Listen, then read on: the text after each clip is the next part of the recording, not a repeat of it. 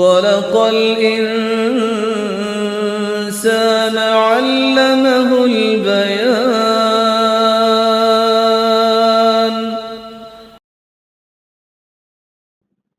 نحمده ونصلي على رسوله الكريم أما بعد فأعوذ بالله من الشيطان الرجيم بسم الله الرحمن الرحيم رب اشرح لي صدري ويسر لي أمري واحلل عقدة من لساني يفقهوا قولي۔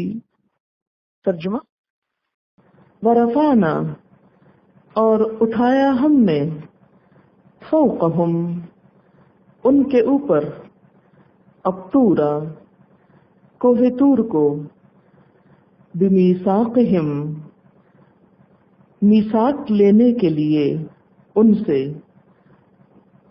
وقلنا اور کہا ہم نے، لہم ان کو، ادخلوا الباب داخل ہو جاؤ دروازے میں، سجدن سجدہ کرتے ہوئے، وقلنا لہم اور کہا ہم نے ان کو، لا تعدوا نہ تجاوز کرو، فی السبت ہفتے کے بارے میں، وَأَخَذْنَا اور لیا ہم نے، منہم ان سے، میثاقاً پختہ عہد، غلیظا پکا، فبما پس بوجہ، نقدہم ان کے توڑنے کے، میثاقہم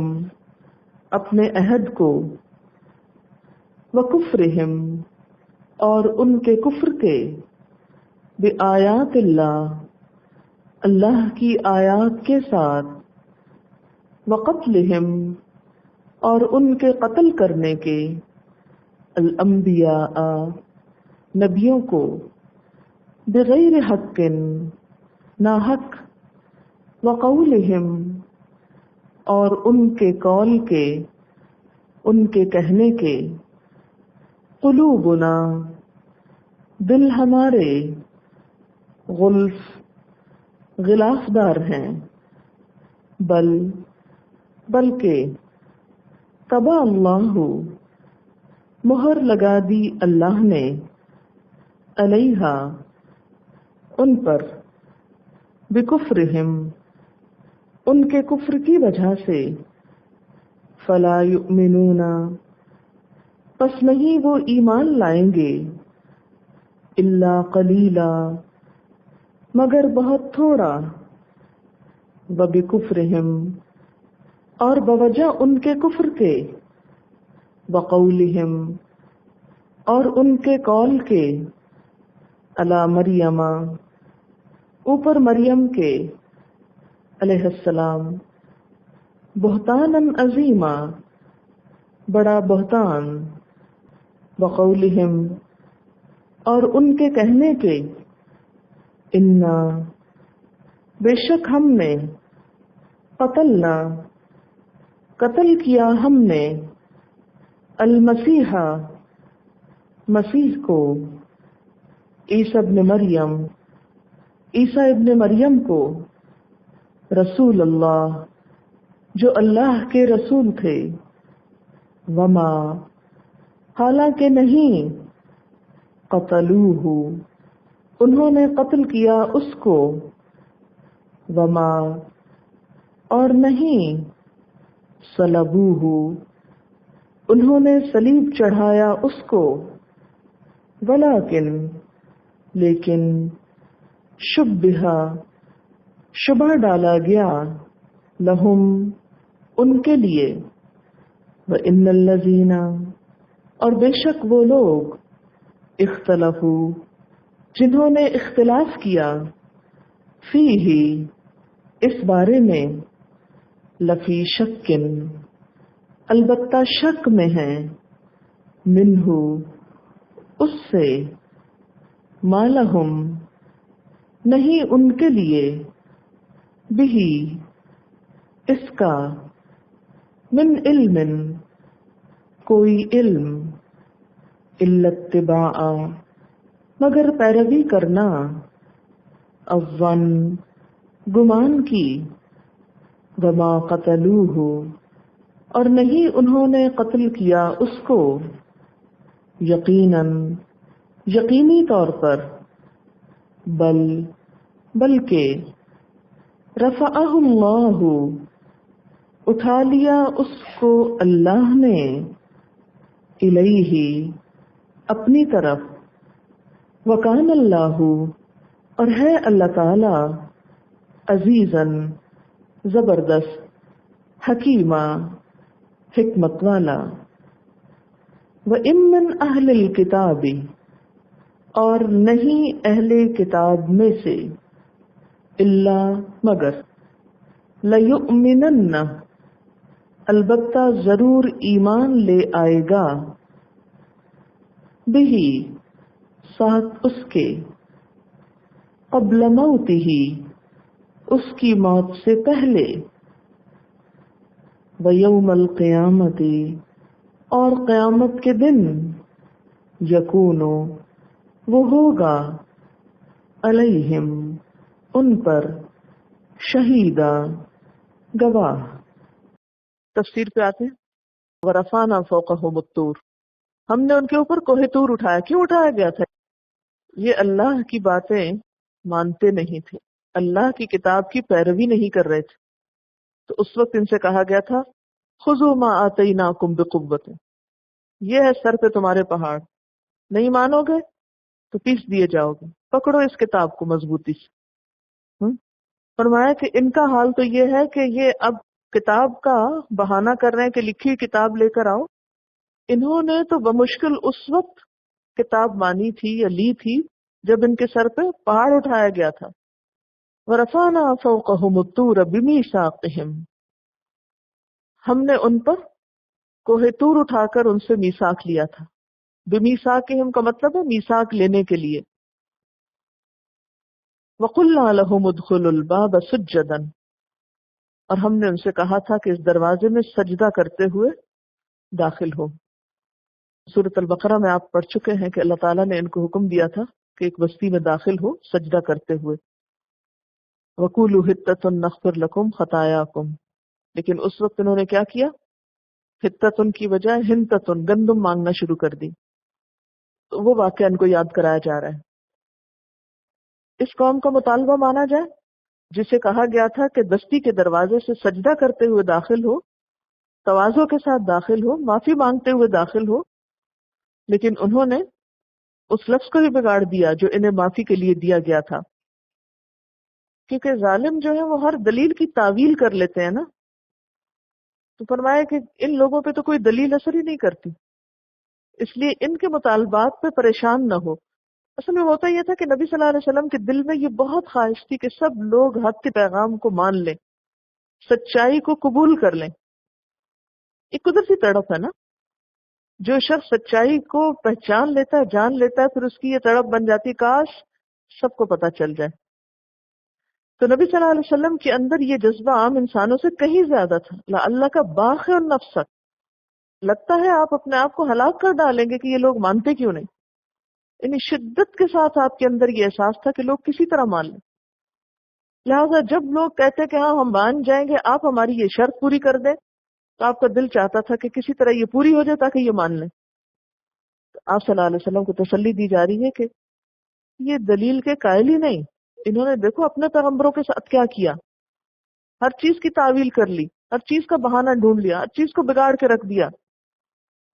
وَقُلْنَا لَهُمْ لَا تَعْدُوا فِي السَّبْتِ، ہم نے ان سے کہا تھا ہفتے کے دن زیادتی نہ کرو، حد سے نہ بڑھو، یعنی مچھلیاں نہ پکڑو۔ تو پھر دیکھو انہوں نے کیا کیا، وہاں بھی ہیلا سازی کی، جمعے کو جال ڈال کر اتوار کو مچھلیاں پکڑ لی۔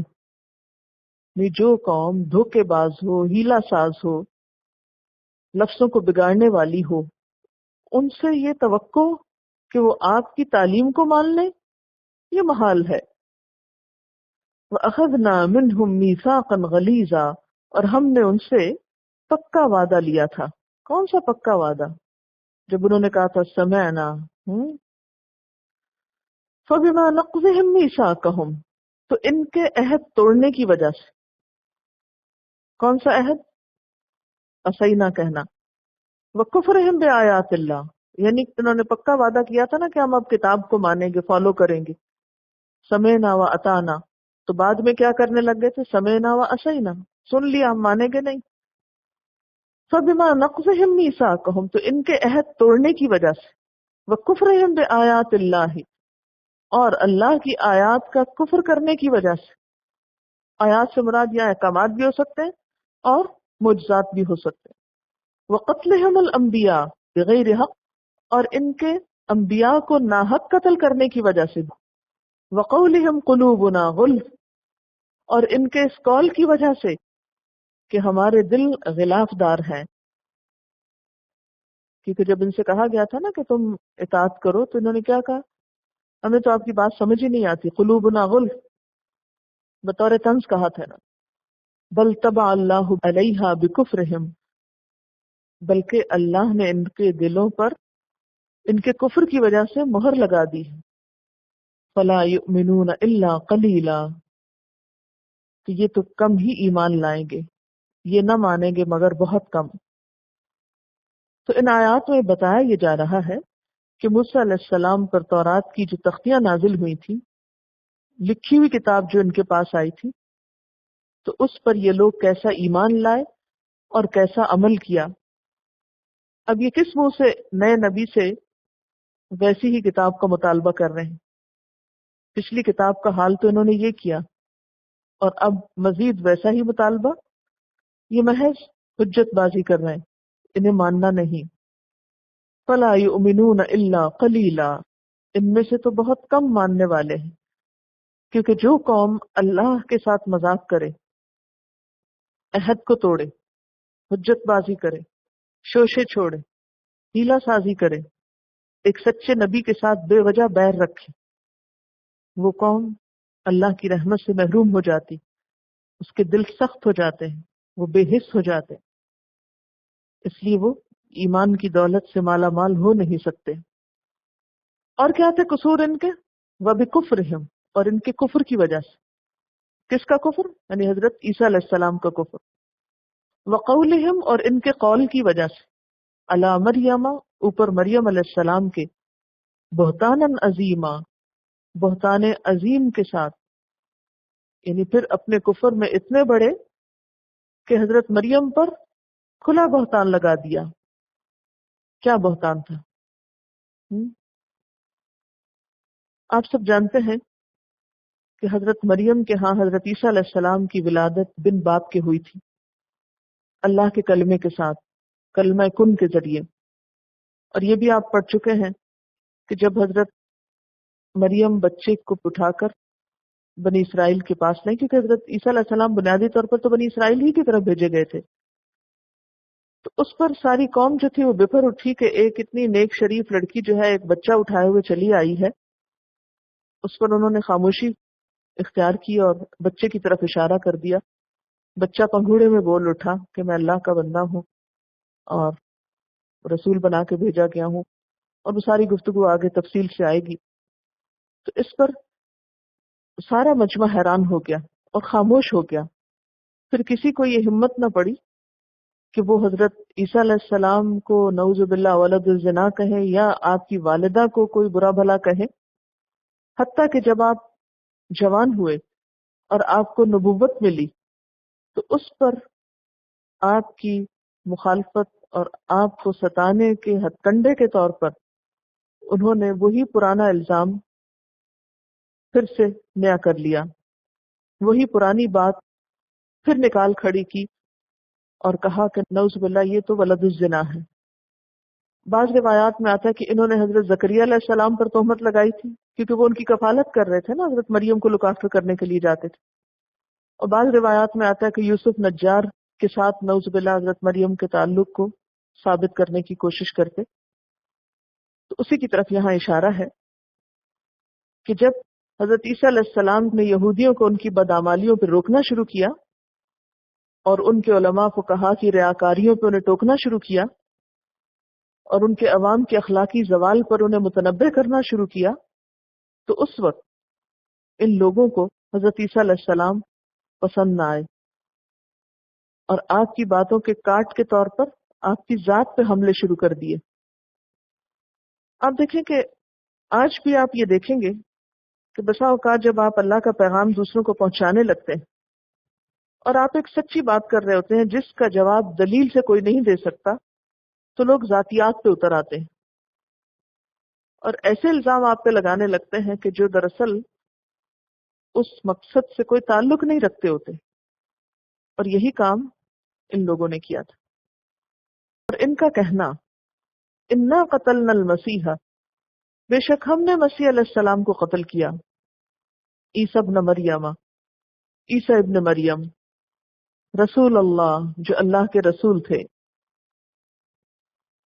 وما قتلوہ وما صلبوہ، اور انہوں نے اس کو قتل نہ کیا اور نہ اس کو سولی چڑھایا، ولیکن شبہ لہم، لیکن ان کے لیے معاملہ مشتبہ کر دیا گیا.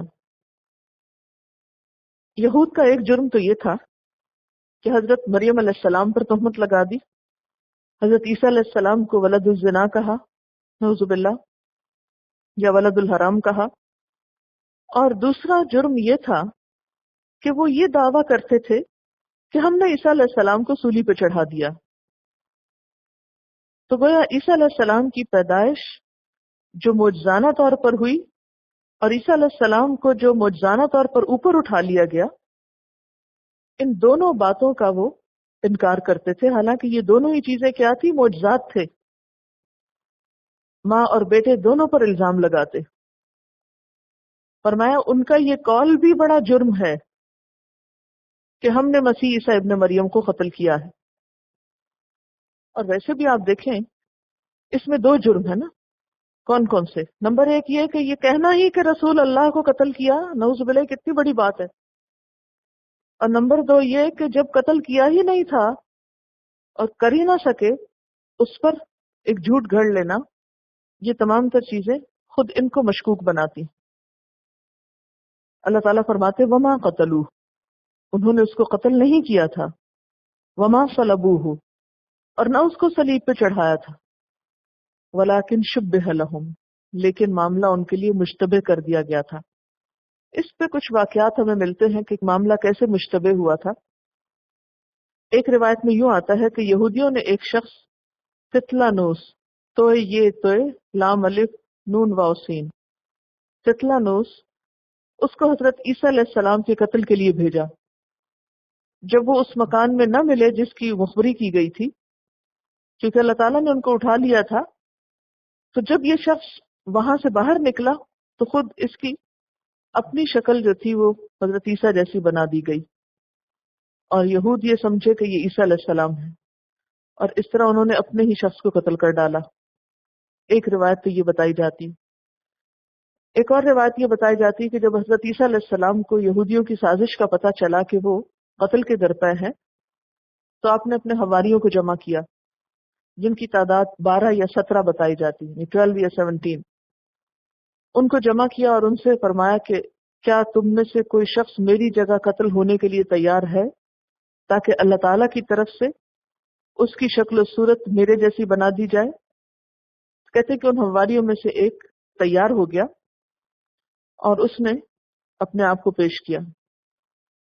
اس اسنا میں حضرت عیسیٰ علیہ السلام کو اللہ تعالیٰ نے اوپر اٹھا لیا، اور بعد میں جو لوگ آئے اور جب انہوں نے چاہا کہ حضرت عیسیٰ علیہ السلام کو قتل کریں، تو یہ جو حواری جس نے یہ مانا تھا کہ میں تیار ہوں، تو اس کی شکل کو حضرت عیسیٰ علیہ السلام جیسی شکل دیکھ کر اسے قتل کر دیا.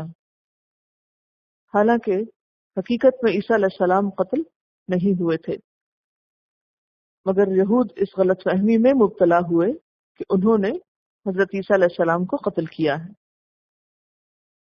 وَإِنَّ الَّذِينَ اخْتَلَفُوا فِيهِ، اور بے شک وہ لوگ جو اس میں اختلاف کرتے ہیں. کس معاملے میں؟ حضرت عیسیٰ علیہ السلام کے آسمان پر اٹھائے جانے کے معاملے میں. لفی شک منہ، البتہ وہ اس بارے میں شک میں مبتلا ہے، یعنی انہیں بھی شک ہے. شک کیوں؟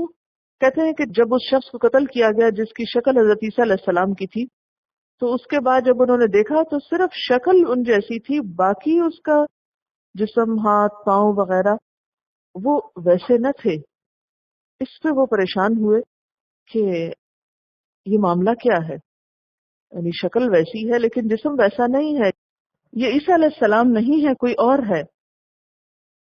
تو ان الذین اختلفوا سے مراد یعنی اختلاف کرنے والے کون ہیں؟ اس سے مراد حضرت عیسیٰ علیہ السلام کے فالوورز ہیں، یعنی عیسائی ہیں، جن کے اپنے اندر 20 اقوال اس بارے میں ملتے ہیں اور مختلف آراء ملتی ہیں۔ یعنی انہی کا یہ کہنا ہے کہ صلیب پہ جو شخص چڑھایا گیا وہ مسیح نہ تھا بلکہ اس کا ہم شکل تھا۔ اسی طرح بعض نے یہ کہا کہ صلیب پہ چڑھایا تو مسیح علیہ السلام ہی کو گیا تھا، مگر ان کی وفات صلیب پر نہیں ہوئی بلکہ اتارے جانے کے بعد ان میں جان تھی۔ اسی طرح اور اقوال بھی اس کے بارے میں ملتے ہیں، اور ان کے جو مختلف فرقے ہیں ان کے پھر عقائد مختلف ہیں اس معاملے میں۔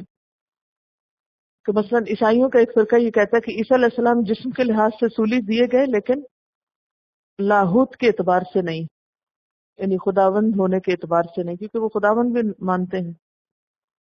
ملکانیہ فرقہ کہتا ہے کہ یہ قتل اور صلیب چڑھانا دونوں اعتبار سے ہوا، بعض کہتے ہیں کہ وہ کوئی اور شخص تھا، یعنی ان کے ہاں بے شمار آراء ہیں، اختلاف ہے اس معاملے میں۔ ما لہم بہ من علم، انہیں اس بارے میں کچھ بھی علم نہیں، الا اتباع الظن، مگر یہ ظن کی پیروی کر رہے ہیں، یعنی محض خیالات اور گمان کی پیروی کر رہے ہیں۔ وما قتلوہ یقینا، اور انہوں نے اس کو یقینی طور پر قتل نہیں کیا، بل رفعہ اللہ الیہ، بلکہ اللہ نے اس کو اپنی طرف اٹھا لیا۔ وکان اللہ عزیزا حکیما، اور ہے اللہ زبردست حکمت والا۔ وَإِن مِّنْ أَهْلِ الْكِتَابِ إِلَّا لَيُؤْمِنَنَّ بِهِ قَبْلَ مَوْتِهِ، اور اہل کتاب میں سے کوئی ایسا نہ ہوگا جو اس کی موت سے پہلے اس پر ایمان نہ لے آئے۔ کس کی موت سے پہلے؟ اس کے دو معنی بیان کیے گئے۔ ایک تو یہ کہ مرنے والے کی اپنی موت سے پہلے۔ اس کا معنی کیا ہے کہ جب کوئی شخص مرتا ہے اور غیب کے پردے اس کے آگے سے ہٹتے ہیں تو اس کو اصل حقیقت بتا دی جاتی ہے۔ دوسرا معنی اس کا یوں کیا گیا ہے کہ حضرت عیسیٰ علیہ السلام جب دوبارہ دنیا میں آئیں گے اور یہاں آ کر جب ان پر اصلی موت آئے گی تو جتنے بھی اہل کتاب اس وقت موجود ہوں گے وہ لازماً اس پر ایمان لے آئیں گے، یعنی پھر کوئی شخص یہودی یا عیسائی نہ رہے گا بلکہ سب کے سب مسلمان ہو جائیں گے، یعنی حضرت عیسیٰ علیہ السلام کی طبعی موت سے پہلے ان پر ضرور ایمان لے آئیں گے۔ وَيَوْمَ الْقِيَامَةِ، اور قیامت کے دن، يَكُونُ عَلَيْهِمْ شَهِيدًا، وہ ان کے خلاف گواہی دیں گے۔ کون؟ حضرت عیسیٰ علیہ السلام۔ قیامت کے دن حضرت عیسیٰ علیہ السلام ان لوگوں کے عقائد کا انکار کر دیں گے۔ جہاں تک اس بات کا تعلق ہے کہ حضرت عیسیٰ علیہ السلام دوبارہ دنیا میں آئیں گے تو صحیح احادیث میں اس کی تفصیلات ملتی ہیں۔ اس وقت پہلی حدیث صحیح مسلم کی آپ کے سامنے ہے۔ اس حالت میں کہ ہم ذکر کر رہے تھے، رسول اللہ صلی اللہ علیہ وسلم نے ہماری طرف جھانک کر دیکھا۔ آپ نے پوچھا تم کس چیز کا ذکر کر رہے ہو؟ یعنی صحابہ کرام بیٹھے ہوئے تھے، کوئی باہم ڈسکشن ہو رہی تھی، تو آپ نے پوچھا کہ کیا بات ہو رہی ہے؟ ہم نے کہا ہم قیامت کا ذکر کر رہے ہیں۔ آپ نے فرمایا وہ ہرگز قائم نہ ہوگی جب تک تم اس سے پہلے 10 نشانیاں نہ دیکھ لو۔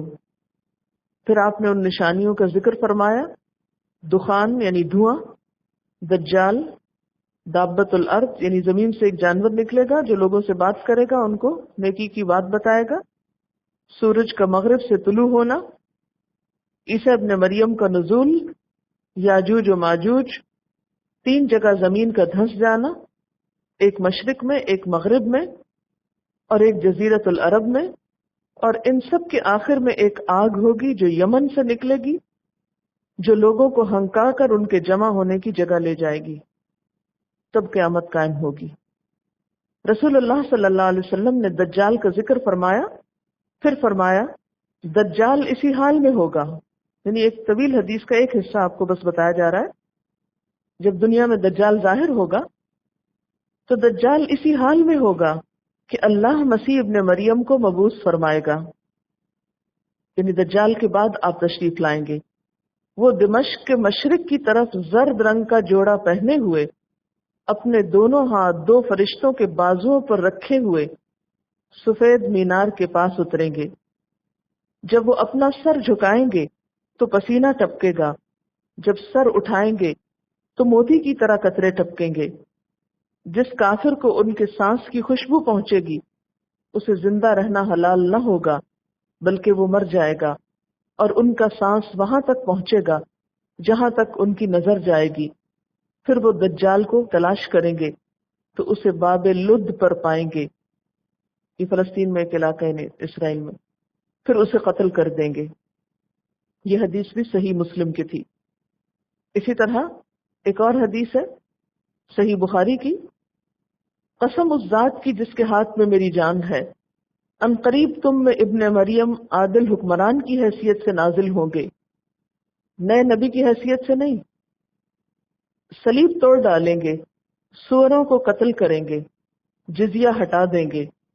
ان کے زمانے میں مال اتنا زیادہ ہوگا کہ کوئی اسے قبول نہ کرے گا، کیونکہ مال کے بجائے لوگ عبادت کی طرف متوجہ ہو جائیں گے۔